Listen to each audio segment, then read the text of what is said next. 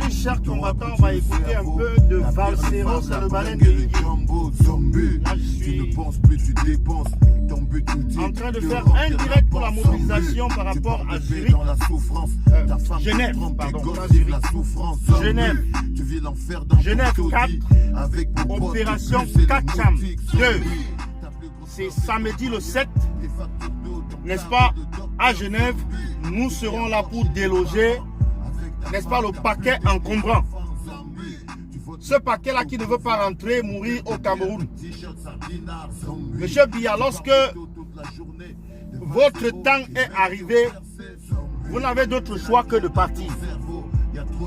Mais comment pouvez-vous partir tout en abandonnant les hôpitaux de référence que vous avez construits pendant 40 ans au Cameroun? Donc, nous, on va se charger, n'est-ce pas, de faire expédier le colis, n'est-ce pas, encombrant, en Sardinavie, au Kakakistan, au Wandafukistan, comme vous voulez bien l'appeler, afin que ce paquet-là aille se reposer là-bas éternellement.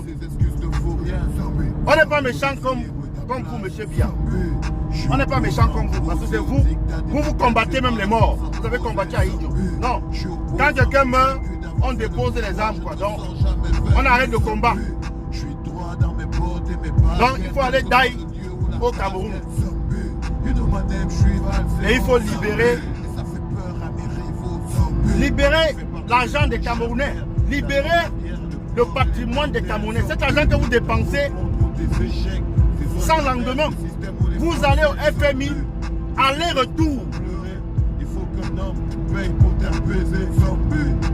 C'est le fonds monétaire de quoi même?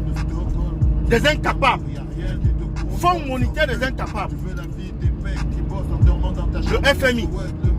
Une bande, une association de malfaiteurs.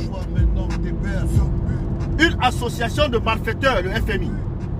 Comment peut-on prêter de l'argent à un gouvernement dont on connaît les pratiques, où on connaît le bilan en corruption, alors qu'on venait juste de prêter 180 milliards,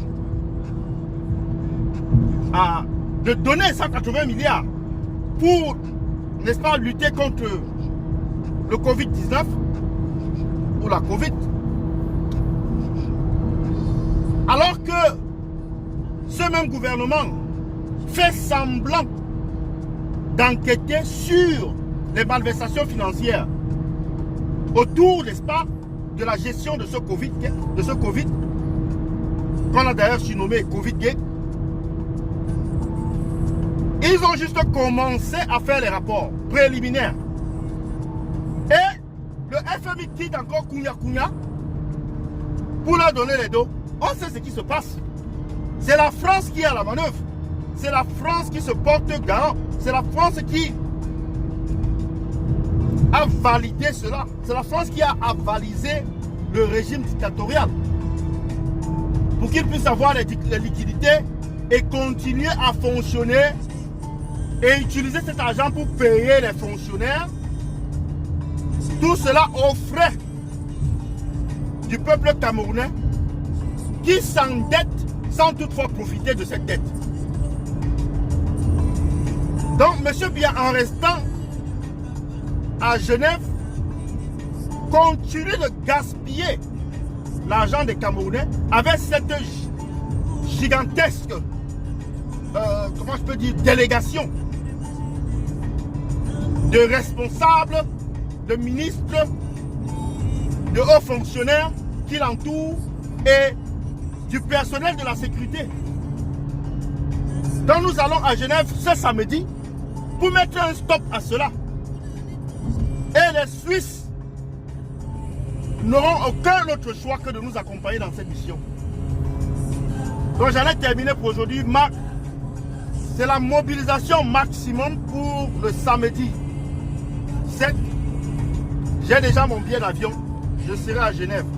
Qu'il pleuve, qu'il neige, qu'il fasse soleil, qu'il y ait le vent, qu'il y ait la tornade, je serai à Genève.